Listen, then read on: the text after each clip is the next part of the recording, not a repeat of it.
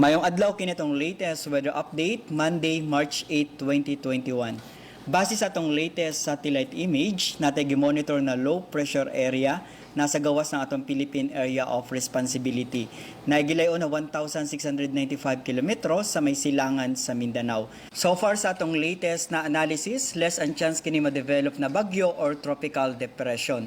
Padayon ta mag-monitor sa latest development kining low pressure area na posible kini makasulod sa atong par og magdala kini mga pag-uwan karon na week.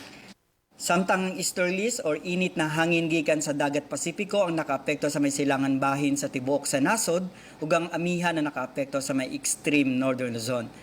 Sulod sa atong 24 oras na forecast, ang tibuok sa Visayas, Palawan, kasama ng Kalayaan Group of Islands ug ang Occidental Mindoro, makasinati ng panagsama panganuron ngadto na sa madag-umon na kalangitan ug natay mga patak-patak na mga pag-uwan tungod kini sa mga localized na mga pagpanugdog ug kilat.